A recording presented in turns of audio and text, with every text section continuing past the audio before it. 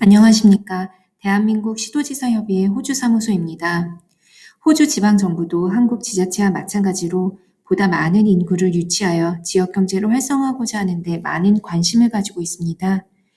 이에 호주지방정부 정책연구소가 7단계의 인구유인 응용기법을 개발하였기에 그 내용에 대해서 말씀드리고자 합니다.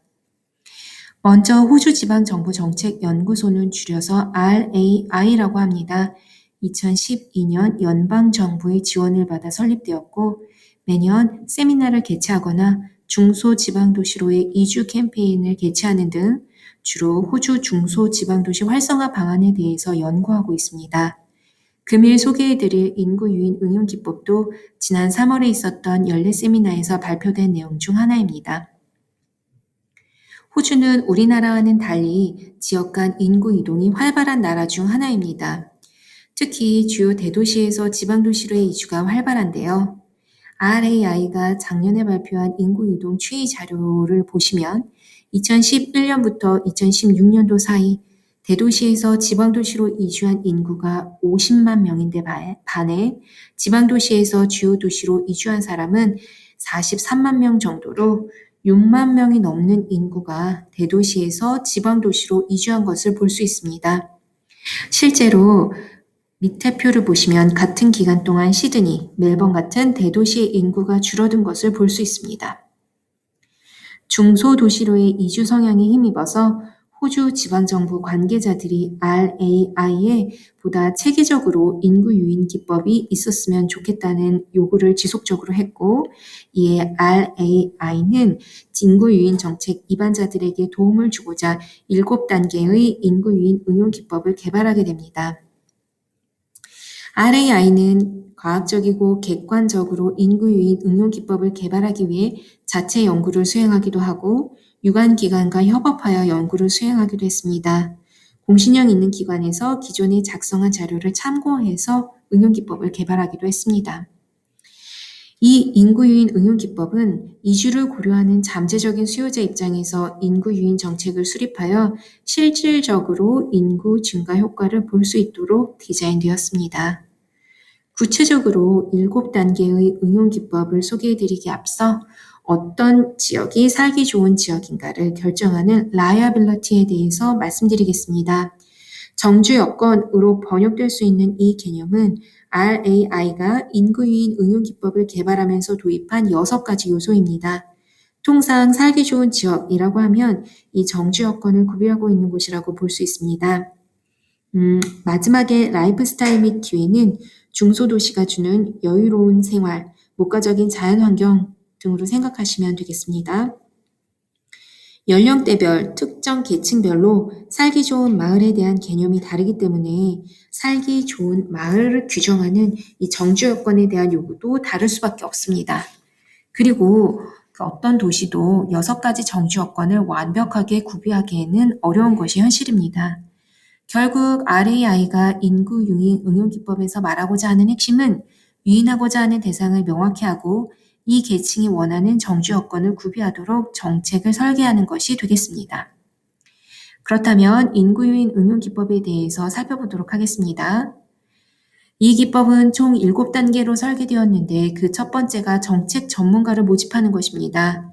지역의 인구 정책을 수립할 때 공무원이나 시의원 같은 통상적인 정책 입안자 외에 지역의 다양한 구성원으로부터 자문을 구하라는 것인데요.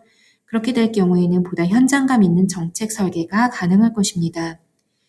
인구유인 응용기법의 두 번째 단계는 주변 지역을 이해하는 것입니다.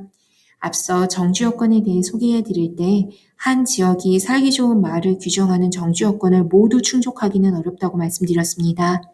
그렇기 때문에 인근 지역의 인프라와 우리 지역의 강점을 연결하는 형식으로 정책을 설계하면 보다 효율적이고 경제적으로 정주 여건을 개선할 수 있습니다.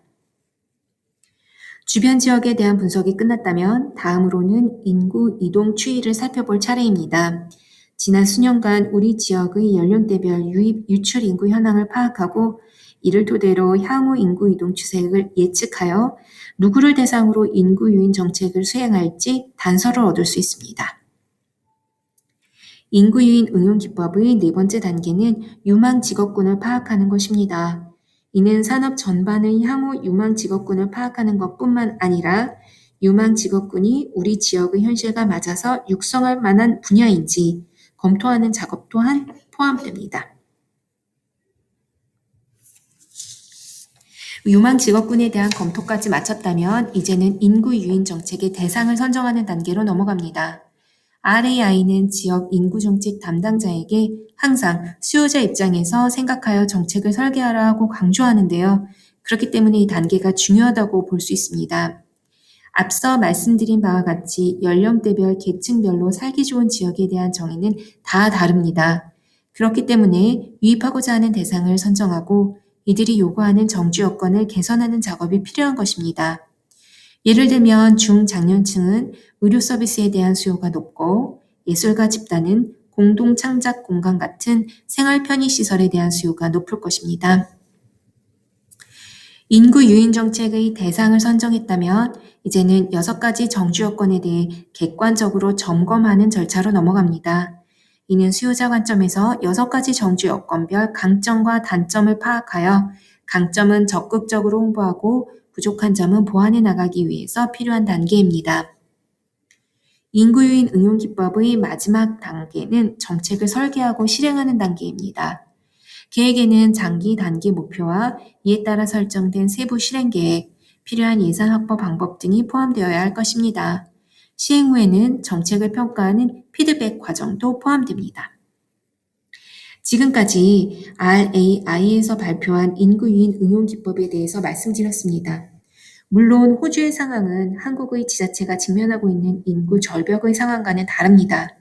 일단 호주는 총 인구가 증가하고 있고 수도권이 지역 인구를 블랙홀처럼 빨아들이는 한국과는 달리 대도시에서 중소도시로 이주하는 인구가 대도시 유입 인구보다 많은 것이 현실입니다. 이런 호주의 상황에서 개발된 유인 기법을 한국에서 그대로 적용하기에는 무리가 있습니다. 그럼에도 불구하고 이 기법이 주는 시사점이 있는데요. 일단 7단계로 나누어 체계적으로 접근하는 것, 주변 지역, 유망 직업군 같은 다양한 요소를 고려한다는 것을 들 수 있습니다. 하지만 무엇보다도 중요한 것은 이주를 고려하는 수요자 입장에서 인구 유인 정책을 수립하도록 설계되었다는 것입니다. 한국 지자체 인구정책 담당자가 이를 유념하여 정책 방향을 잡아 나간다면 지역만의 특성을 살린 창의적인 인구 유인 정책이 수립이 가능할 것으로 생각합니다. 이상으로 호주 지방정부 정책연구소에서 개발한 인구 유인 응용 기법에 대해서 설명드렸습니다. 감사합니다.